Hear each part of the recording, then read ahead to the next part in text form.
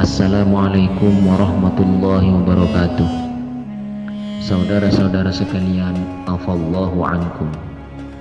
Semoga saudara-saudara sekalian senantiasa selalu mendapatkan taufik dan hidayah dari Allah Subhanahu wa taala, sehingga diberi kemudahan dalam mengerjakan taat dan diberi kemudahan pula untuk menjauhi hal-hal yang berbau maksiat. Saudara-saudara sekalian, afallahu ankum.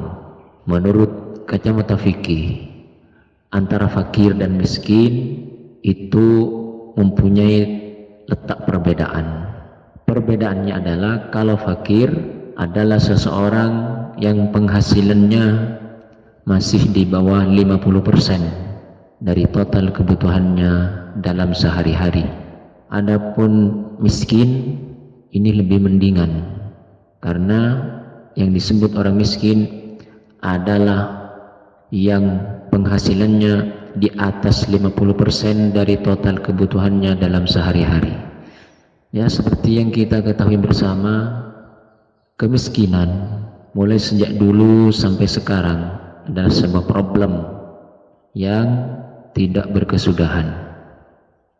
Berbagai cara sudah dilakukan untuk mengentaskan kemiskinan, namun sampai sekarang masih belum membuahkan hasil.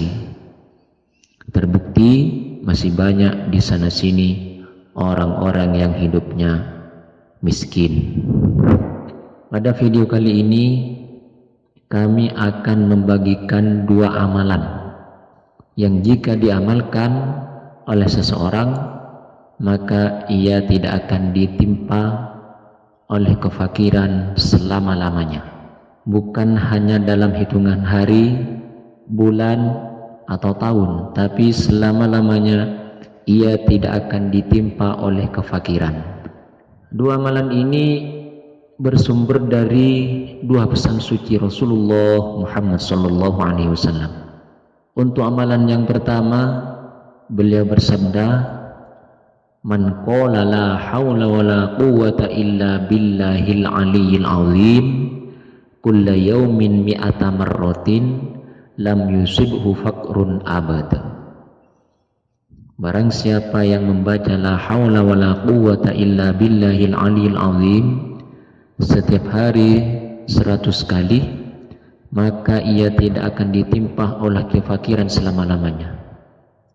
Adapun amalan yang kedua, ini juga berdasarkan hadis Nabi yang berbunyi, "Wa man qara'a suratal waqi'ati kulla lailatin lam tusibhu faqatun." Barang siapa yang membaca surat Al-Waqi'ah setiap malam hari, maka ia tidak akan ditimpa oleh kefakiran. Jadi, jika dua amalan ini diamalkan, maka insya Allah yang mengamalkan tidak akan ditimpa oleh kefakiran. Dan untuk amalan yang kedua, yaitu amalan surat Al-Waqi'ah, ini terbilang amalan yang istimewa. Kenapa saya katakan istimewa? Karena amalan ini adalah Al-Quran. Sedangkan Al-Quran mengandung berbagai macam faidah. Tidak hanya faidah satu atau satu faidah yang saya sebutkan tadi, tapi berbagai macam faidah terkandung di dalamnya. Saya akan hanya menyebutkan dua saja. Yang pertama berdasarkan sebuah hadis dari sahabat Abi Umamah radhiyallahu anhu yang diriwayatkan oleh Imam Muslim, yang berbunyi, "Iqra'ul Qur'ana fa innahu ya'ti yaumal qiyamati syafi'an li ashabihi." Bacalah oleh kalian semua Al-Quran, karena Al-Quran akan datang kelak di hari kiamat menjadi penolong bagi orang-orang yang membacanya. Jadi di saat semua manusia sedang susah, sedang sedih karena memikirkan nasib masing-masing, maka Al-Quran ini akan datang menolong orang-orang yang membacanya.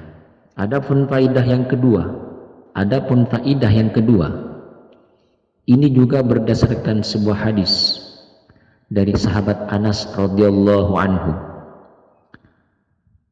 Nabi bersabda, innal baital ladzi yuqra'u fihil qur'anu yaksuru khairuhu wal baitul ladzi la yuqra'u fihil qur'anu yaqillu khairuhu.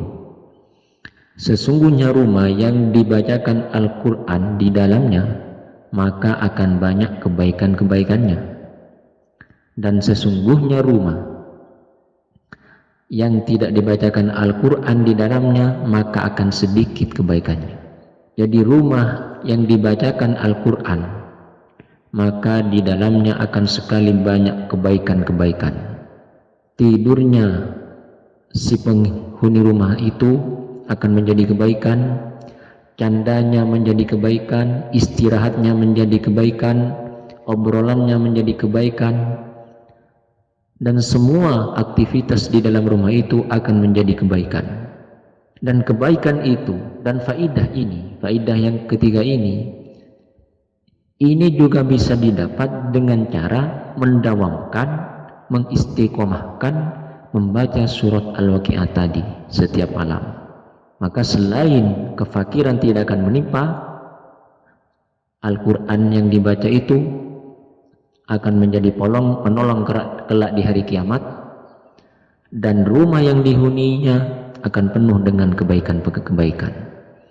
Sekian, semoga bermanfaat. Wassalamualaikum warahmatullahi wabarakatuh.